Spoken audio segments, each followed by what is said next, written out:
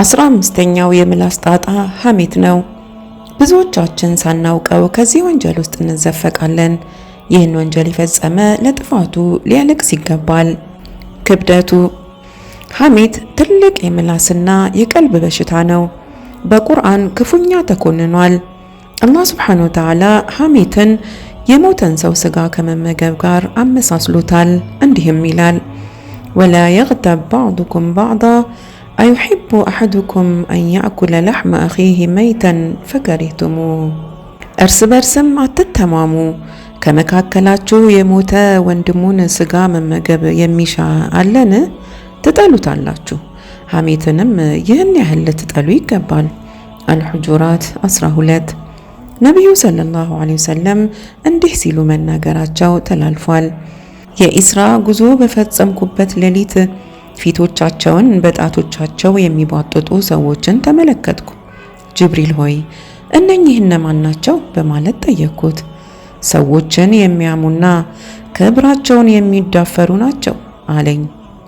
ሐሜተኞች ቀብር ውስጥ የሚገጥማቸውን የከፋ ቅጣት ነው የገለጹልን። በአንድ ወቅት ነቢዩ ሰለላሁ ዐለይሂ ወሰለም ከመስጂድ አልፎ ከቤት ውስጥ ያሉ ሴቶች እስኪሰሟቸው ድረስ በስሜት ተውጠው ንግግር አደረጉ። እንዲህም አሉ፣ ያ ማዕሸረ መን አመነ ቢሊሳኒሂ ወለም ዩእሚን ቀልቡህ ላ ተግታቡ ልሙስሊሚን ወላ ተተቢዑ ዐውራትህም ፈኢነ መን ተተበዐ ዐውራተ አኺህ ተተበዐ አላሁ ዐውረተህ ወመን ተተበዐ አላሁ ዐውረተህ ዩፍዲሕሁ ወለው ፊ ጀውፊ በይቲህ። እናንተ በምላሳችሁ አምናችሁ ልባችሁ ያላመነ ሰዎች ሆይ እባካችሁ ሙስሊሞችን አትሙ፣ ነውራቸውንም አትከታተሉ። ምክንያቱም የወንድሙን ነውር የተከታተለ አላህ ሱብሓነሁ ወተዓላ የእርሱን ነውር ይከታተለዋል። አላህ ደግሞ ነውሩን የተከታተለበት ሰው ከቤቱ ውስጥ ሆኖ የፈጸመውን ኃጢአት እንኳ ያጋልጠዋል። አቡ ዳውድና ኢብን አቢ ዱንያ ዘግበውታል። አንድ ሶሐባ እንዲህ ሲሉ አስተላልፈዋል። ከነቢዩ ጋር ነበርን። በሁለት ቀብሮች አጠገብ አለፍን። ሁለቱም የቀብር ቅጣት እየተቀጡ እንደሆነ ነቢዩ ነገሩን። የሚቀጡበትም ወንጀል ከባድ አይደለም። አንደኛው ሰዎችን ያማ ነበር፣ ሌላኛው ደግሞ ሽንቱን ከተጸዳዳ በኋላ አያዳርቅም ነበር አሉን። በሌላ ዘገባ ደግሞ አንደኛው ነገር ያዋስድ ነበር ማለታቸው ተዘክሯል። ይህን ከተናገሩ በኋላ ሁለት እርጥብ ቅጠሎችን አነሱና ከቀብሮቹ ላይ አስቀምጧቸው እስኪደርቁ ድረስ ከአላህ ምህረትን ይለምኑላቸዋል ሲሉም ተናግረዋል። ሐዲሱ በኢብን አቢ ዱንያ ተዘግቧል። አቡል አባስ አዳዕላዊ አደብ በተሰኘ ኪታባቸው ውስጥ አስፍረውታል። ቡኻሪና ሙስሊምም ይህን ሐዲስ ሐሜት የሚለውን ነገር ማዋሰድ በሚለው ተክተው በሰሒህ ዘገባቸው ውስጥ አካተውታል። ሐሜት ምንድን ነው? ሰዎችን ለሐሜት የሚያነሳሷቸው ሰበቦች ምን ምን ናቸው? የሚፈቀድ የሐሜት አይነት አለን? የሐሜት መፍትሄውስ ምንድን ነው? ሐሜት በምላስ ብቻ የሚፈጸም ነውን? የቀልብ ሐሜት የለምን? እነዚህን ጥያቄዎች በቅደም ተከተል ለመቃኘት እንሞክራለን። በቅድሚያ የሐሜትን ትርጉም እንመልከት። ሐሜትን የአላህ መልእክተኛ በሚደንቅ አኳኋን ገልጸውታል። በአንድ ወቅት ሐሜት ምን እንደሆነ ታውቃላችሁን? በማለት ባልደረቦቻቸውን ጠየቁ። አላህና መልእክተኛው ያውቃሉ የሚል ምላሽ ተሰጣቸው። እንዲህም አሉ፣ አልገይበቱ ዚክሩከ አኻከ ቢማ የክረሁ። ሐሜት ማለት ስለ አንድ ወንድምህ እርሱ የሚጠላውን ነገር ማውሳትህ ነው። የምለው ነገር በእውነት ከእርሱ ላይ ያለበት ቢሆንስ የሚል ጥያቄ ቀረበላቸው። የምትለው ነገር በእርሱ ላይ ካለ አምተኸዋል፣ ከሌለበት ደግሞ የሌለበትን ነገር ለጥፈህበታል አሉት። ሙስሊም ዘግበውታል። 3 ተያያዥነት ያላቸው ወንጀሎች አሉ። ሐሜት፣ ቆርጦ መለጠፍ ወይም ቦህታን እና የሐሰት ወሬ ማሰራጨት ወይም ኢፍክ ናቸው። 3ቱም ወንጀሎች በቁርአን ተዘክረዋል። ሐሜትን በማስመልከት አላህ ሱብሓነሁ ወተዓላ እንዲህ ይላል፣ ወላ የግተብ ባዕዱኩም ባዕዳ አዩሒቡ አሐዱኩም አን ያእኩለ ለሕመ አኺህ መይተን ፈከሪህቱሙህ። እርስ በርስም አትተማሙ፣ ከመካከላችሁ የሞተ ወንድሙን ስጋ መመገብ የሚሻ አለን? ትጠሉታላችሁ። ሐሜትንም ይህን ያህል ልትጠሉት ይገባል። አልሑጁራት 12 ቆርጦ መለጠፍን ወይም ቡህታንን በሚመለከትም ቁርአን እንዲህ ብሏል። ወለዚነ ዩእዙነ አልሙእሚኒነ ወልሙእሚናት ቢገይሪ መክተሰቡ ፈቀድ እሕተመሉ ቡህታናን ወኢስመን ሙቢና። እነዚያ የወንድ አማኞችና የሴት አማኞችን ባልፈጸሙት ጥፋት የሚያውኩ በእርግጥም እብለትንና ግልጽ ኃጢአትን ተሸክመዋል። አልአሕዛብ 58 ኢፍክም በቁርአን ተዘክሯል። የሐሰት ወሬ ማሰራጨት ማለት ነው። ሐሰት የሚለውን ቃል ነቢዩ ከተለመደው የሰፋ ትርጉም ሰጥተውታል። እንዲህም ብለዋል፣ ከፋ ቢልመርኢ ከዚበን አን ዩሐዲሰ ቢማ ሰሚዐ። አንድ ሰው የሰማውን ወሬ ሁሉ ለሌሎች ማውራቱ ከውሸት በቂው ነው። በዚህ የነቢዩ ገለጻ መሰረት የሰሙትን ወሬ ሁሉ መርጨትም ከሐሰት ይፈረጃል። በቁርአን ኢፍክን በማስመልከት 10 ያህል አንቀጾች ወርደዋል። ከአልኑር 11 እስከ 20 ሐዲሱል ኢፍክ በመባል ይታወቃሉ። የሐሰት ወሬ ስርጭትን በማስመልከት የተነገረ ታሪክ የሰፈረባቸው አያዎች ማለት ነው። ከነዚህ አንቀጾች ውስጥ አንዱ እንዲህ ይላል፣ ለውላ ኢዝ ሰሚዕቱሙሁ ظن المؤمنون والمؤمنات بأنفسهم خيرا وقالوا هذا إفك مبين። ቅጥፈቱን በሰማችሁ ጊዜ የወንድና የሴት አማኝ ወንዶችና ሴቶች ለምን ራሳቸውን በመልካም ነገር አልጠረጠሩም? ለምንስ ይህ ግልጽ ቅጥፈት ነው አላሉም? አልኑር 12 አላህ ሱብሓነሁ ወተዓላ በእነዚህ አንቀጾች ውስጥ የኢፍክን ትርጉም አብራርቷል። ኢዝ ቱልቁነሁ ቢአልሲነቲኩም ወተቁሉነ ቢአፍዋሂኩም ማ ለይሰ ለኩም ቢሂ ዒልም ወተሕሰቡነሁ ሀይነን ወሁወ ዒንደላሂ ዐዚም። በምላሳችሁ በምትቀባበሉት ጊዜ የማታውቁትን ነገር በአፎቻችሁ በተናገራችሁና እርሱ ከአላህ ዘንድ ከባድ ኃጢአት ሆኖ እያለ ቀላል አድርጋችሁ ባሰባችሁት ጊዜ የከበደ ወንጀል ፈጽማችኋል።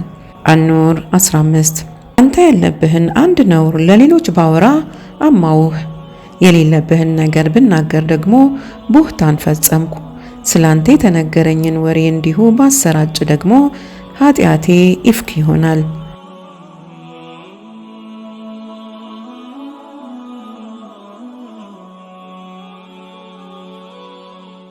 ለሐሜት የሚያነሳሱ ምክንያቶች።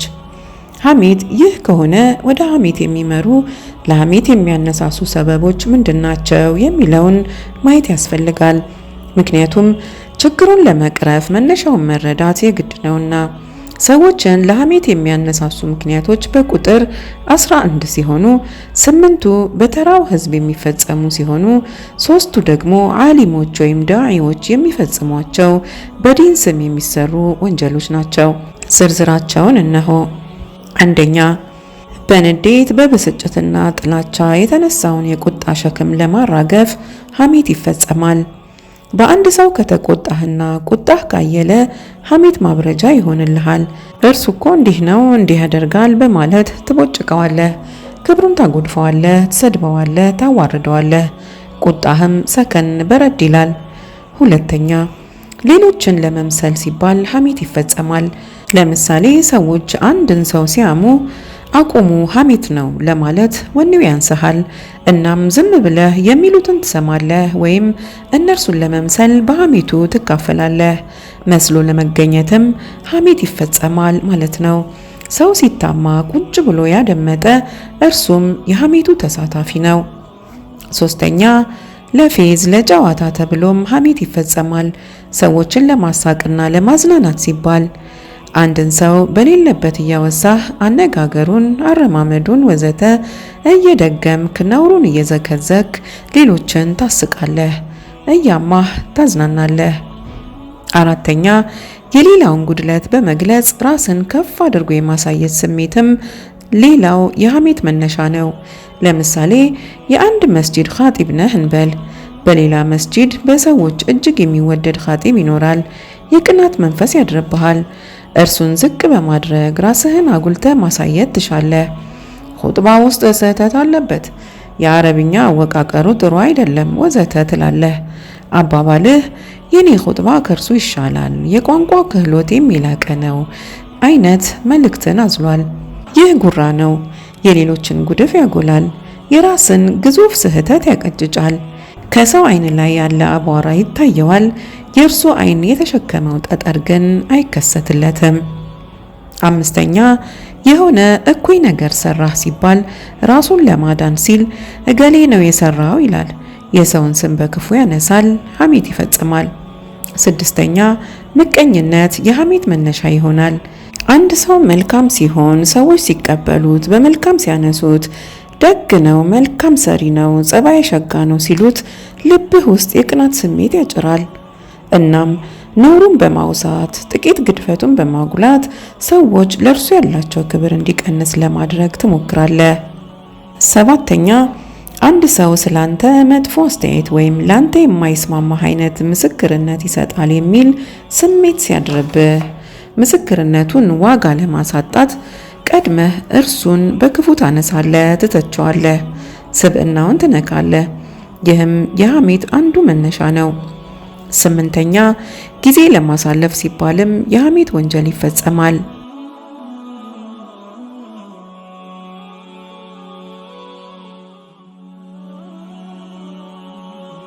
የዲን ሽፋኖች ሰዎች ሐሜትን እንዲሁ እርቃኑን ላይ ፈጽሙት ይችላሉ። መልካም ልብስ ያለብሱታል፣ በደግ ሽፋን ይሸፍኑታል። ሐሜት ሲፈጽሙ መልካም አስበው ደግ ነይተው እንደሆነ ሊያስመስሉ ይችላሉ። ውስጡ ሐሜት፣ ሽፋኑ ግን መልካም ነገር። አላህ ግን በሽፋኑ አይታለልም፣ ውስጥ ድረስ ዘልቆ ማየት የሚችል አምላክ ነውና። ለሐሜት ሽፋን የሚሆኑ በራሳቸው መልካም የሆኑ 3 ሰበቦች አሉ። በዓሊሞች በዱዓትና ለዲን እንሰራለን በሚሉ ሰዎች የሚፈጸሙ ናቸው። እነርሱም አንደኛ እኩይን መከላከል ወይም ናህይ አኒል ሙንከር የሐሜት ሽፋን ሆኖ ሊመጣ ይችላል። ሐሜት ይህን ዲናዊ ልብስ ይለብሳል፣ በተቀደሰ ሽፋን ላይ ይለበጣል። እከሌ እኮ ይህን እኩይ ነገር ይፈጽማል። መጥፎ ነገር ሲሰራ ያየ ቢችል በእጁ ካልቻለ በምላሱ ካልሆነለት በቀልቡ መከላከል አለበት። ስለዚህ ልንነግረው፣ ልንመክረው፣ ልንገስጸው ይገባል ይልሃል። ነገሩ ግልጽ ሐሜት ነው፣ ሽፋኑ ደግሞ ማስመሰያ። እኩይ መስራቱ ካሳሰበው ለምን ለብቻው ገለል አድርጎ አይመክረውም? ነውሩን በአደባባይ መዘክዘክ ማጋለጥ እንጂ ምክር አይሆንም። አላህ ቅኑን መንገድ እንዲመራው ከፈለገም ለምን በልቡ ዱዓ አያደርግለትም? በዲን ስም ሐሜት እጅግ አደገኛ ነው። ሐሜት በመገረም መልክም ይፈጸማል። እገሌ እኮ የሚገርም ነገር ሲፈጽም አየሁት ይላል። አባባሉ እውነት ሊሆን ይችላል፣ መገረሙም መብቱ ነው። የሰው ስም በክፉ ማንሳት ግን አይፈቀድለትም። ሁለተኛ የአላህ ሱብሓነሁ ወተዓላ መብት ሲነካ፣ ትዕዛዙ ሲጣስ፣ ክልክሉ ሲደፈር በመቆጣት ስምም ሐሜት ይፈጸማል። እንዴት እንዲህ ያደርጋል በማለት የሰው ስም በክፉ ያነሳል። ለአላህ መብት በመቆርቆር ስም የወንድሙን ስጋ ይቦጭቃል። ሶስተኛ ለሰውየው በማዘን ስሜትም ሐሜት ይፈጸማል። እገሌ እኮ ችግር ውስጥ ነው፣ ይህን ወንጀል ይፈጽማል፣ ትዝ ሲለኝ ሆዴ በሐዘን ይታመሳል። በማዘን ስሜት የተሸፈነ ሐሜት። ካዘነለት ለምን ለብቻው ዱዓ አያደርግለትም? ወንድም ለወንድሙ በሩቁ የሚያደርገው ዱዓ ተቀባይነት እንዳለው በሐዲስ ተነግሯል። ካሰበለት ለምን ሰላት ውስጥ አያወሳውም? ከላይ የጠቀስናቸው ስሜቶች ከልብ የመነጩ ሊሆኑ ይችላሉ። ሰውየው የአላህ መብት ሲነካ፣ ክልክሉ ሲደፈር ከልቡ ሊቆረቆር ሊቆጣ ይችላል። እኩይን ለመከላከል ያሰበውም ከልቡ ሊሆን ይችላል። እነዚህ ስሜቶች በራሳቸው ጥሩዎች ቢሆኑም እነርሱን ተከትሎ የተፈጸመውን የሰውን ስም በክፉ የማንሳት ወንጀል ከሐሜትነት አያወጡትም።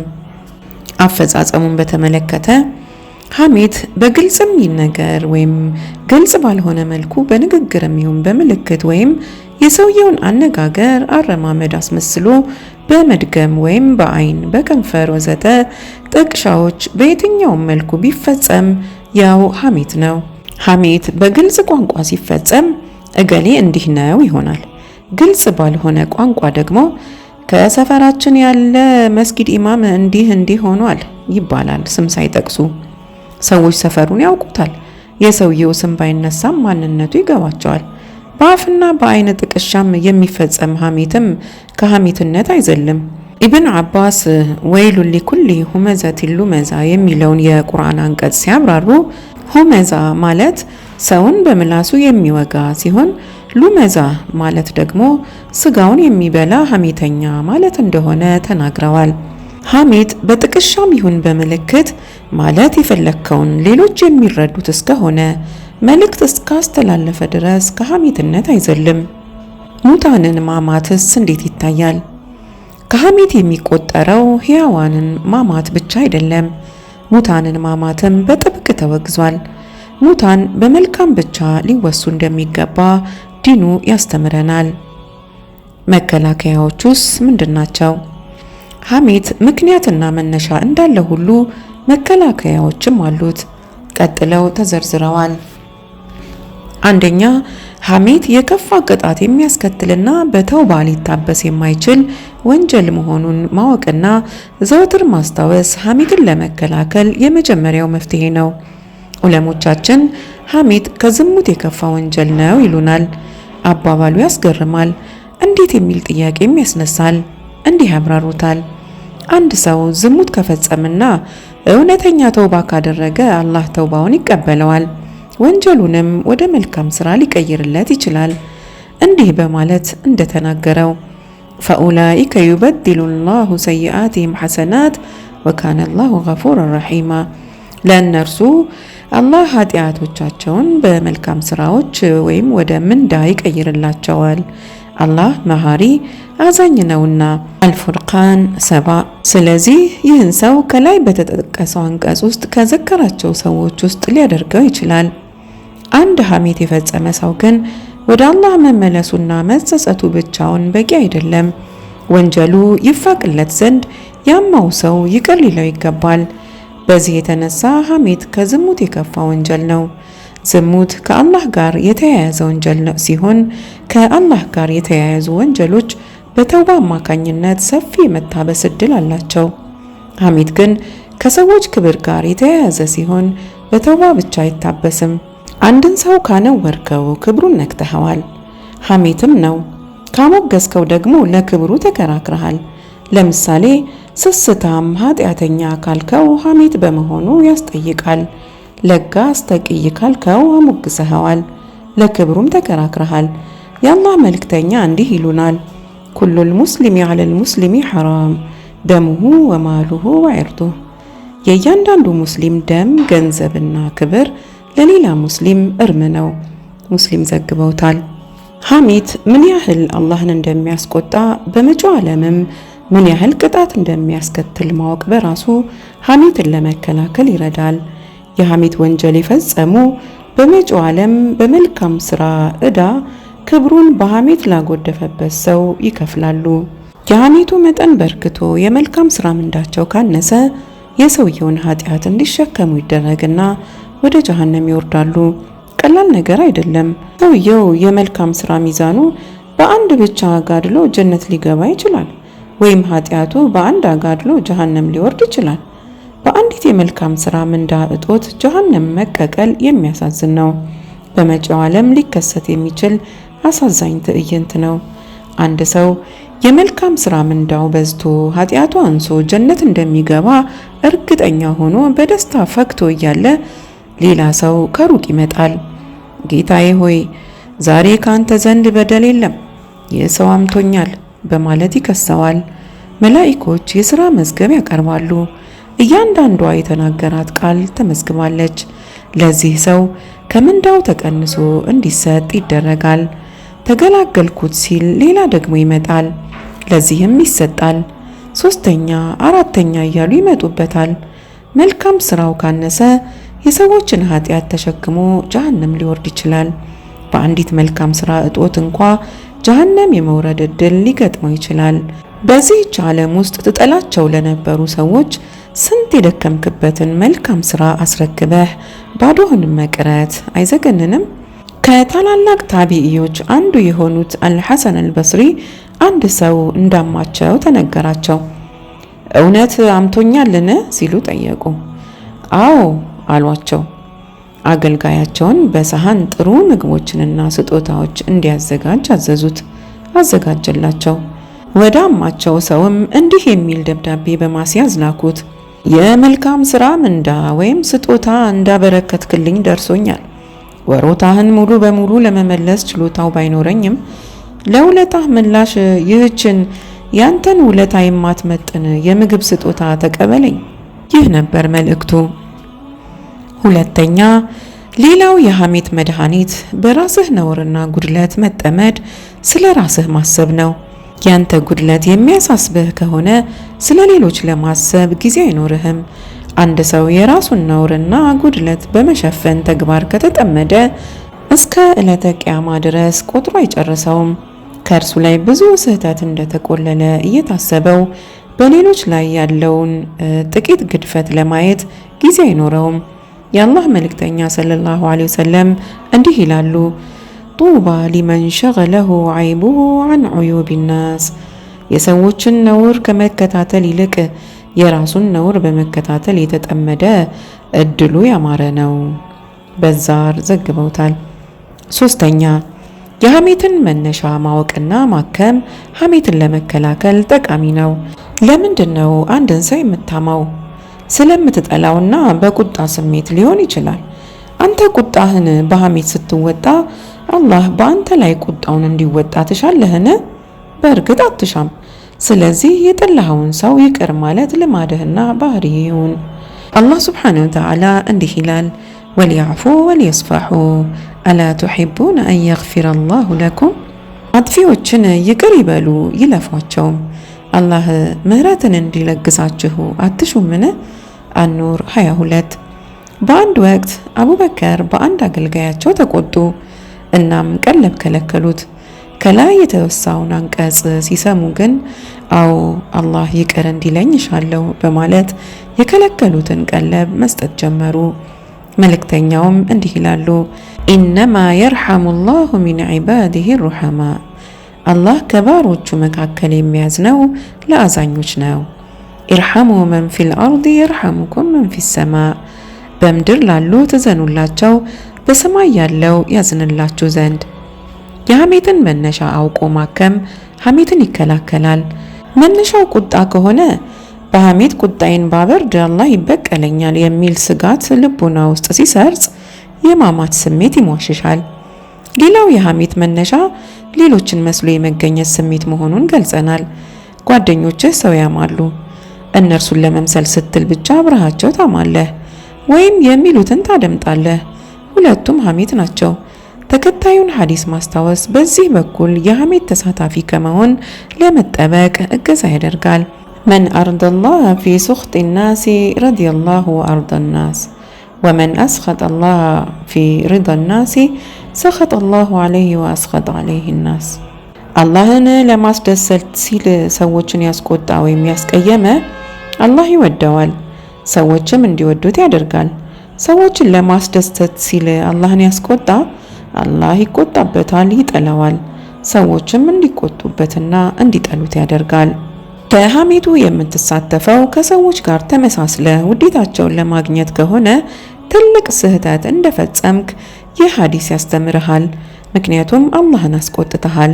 እርሱን በማስቆጣትህ ሰበብም የጓጓህለትን የሰዎች ውዴታ እንድታጣ ያደርግሃል። ትልቅ ኪሳራ ነው።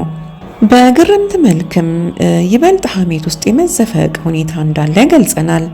ለምሳሌ አንዱ መጥቶ እገሌ እኮ እንዲህ ነው ሲልህ በፍጹም እንዲህ ሊሆን አይችልም፣ እንዴት ተደርጎ ለመጀመሪያ ጊዜ ስሰማው እውነት ከሆነ መቼም ይገርማል በማለት መገረምህን እየገለጽክ ሱብሃንአላህ ላ ሐውለ ወላ ቁወተ ኢላ ቢላህ በማለት እየተደነቅ ሰውየው ወሬውን እንዲቀጥል መገፋፋት ማለት ነው።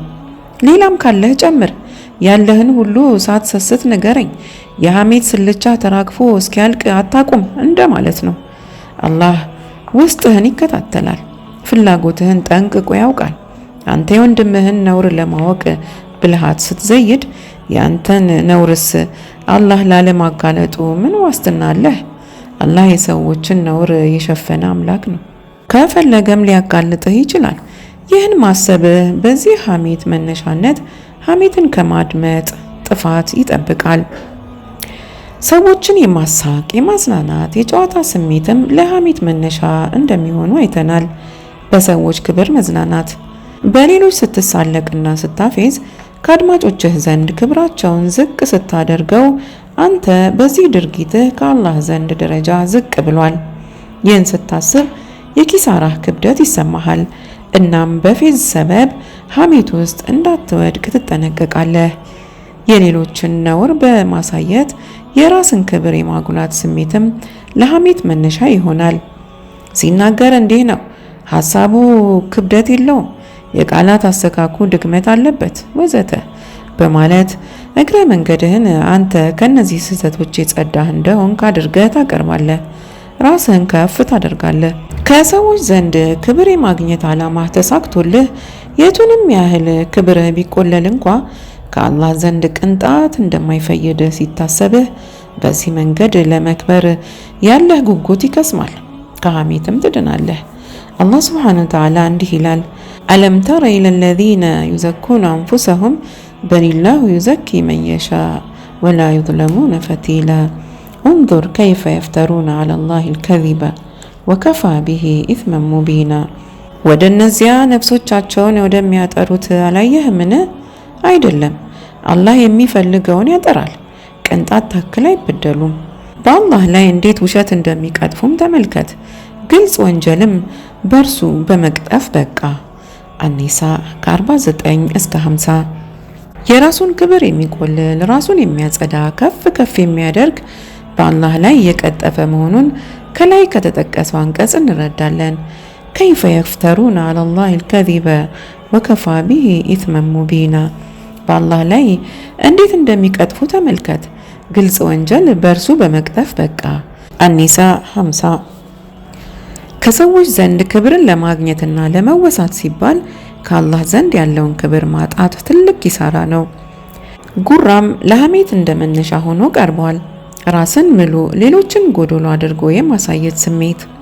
በዚህ ድርጊትህ አላህን አስቆጥተሃል። ደረጃህ ከፍ ያለ ሊመስልህ ቢችልም ከእርሱ ዘንድ ደረጃህ ወርዷል። ሰዎችም በጉራ መሞላትን ሲያውቁ ይንቁሃል። ለአላህ ሲል ራሱን ዝቅ ያደረገ አላህ ከፍ ያደርገዋል። ሰዎች ራሳቸውን ዝቅ ባደረጉ ቁጥር ክብርን ይጎናጸፋሉ። ምቀኝነትም ለሐሜት ሰበብ እንደሆነ ገልጸናል። ይህ ባህሪ ካለብህ ለራስህ ልታለቅስ ይገባል። ምክንያቱም ሁለት ቅጣቶችን ተሸክመሃል። የመጀመሪያው በዚህች ዓለም፣ ቀጣዩ ደግሞ በመጪው ዓለም።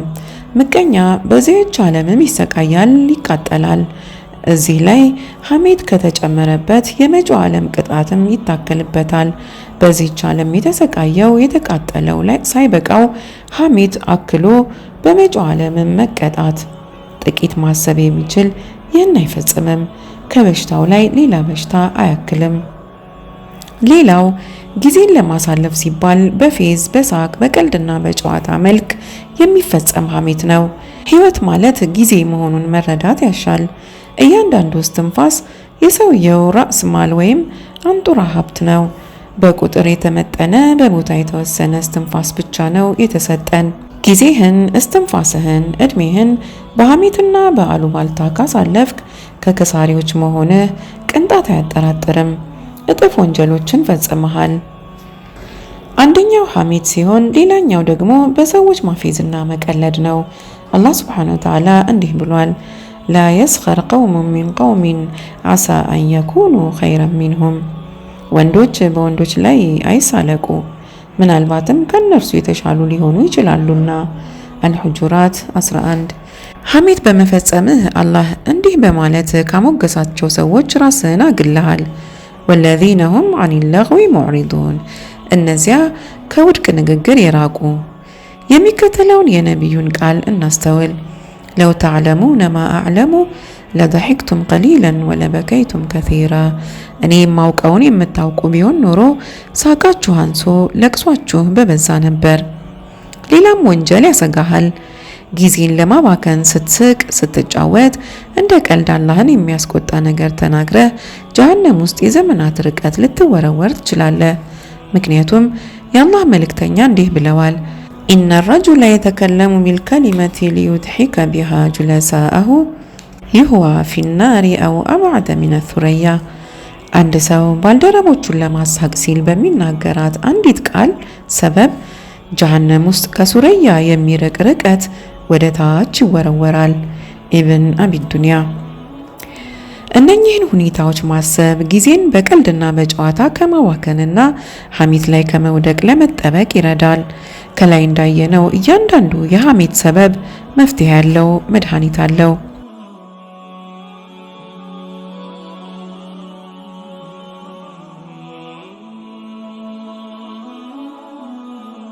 እርምጃዎቹ። ሰው በሚታማበት ቦታ ላይ የተገኘ ሰው የሐሜቱ ተሳታፊ ላለመሆን በተሳትፎ ላለመመዝገብ የሚከተሉትን እርምጃዎች መውሰድ ይኖርበታል። አንደኛ፣ የመጀመሪያው እርምጃ ሐሜቱን መከላከል ነው። እንዲያቆሙ መጠየቅ ነው።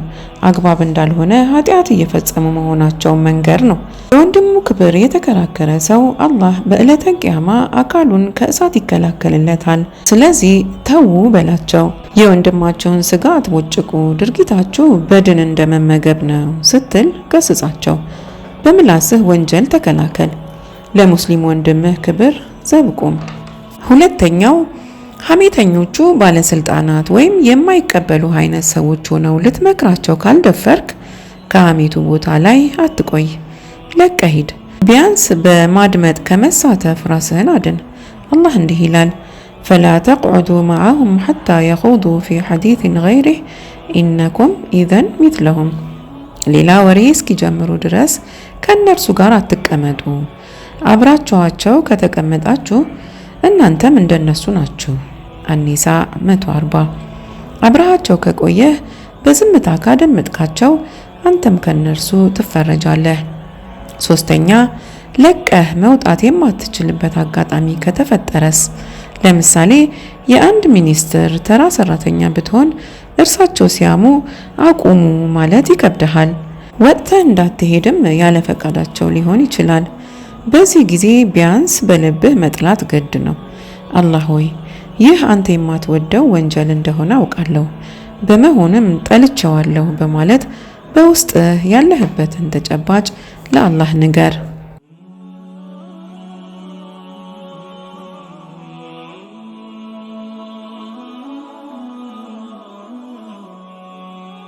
አድማጮቻችን እንግዲህ ለዛሬ ያዝነው ይህንን ይመስላል።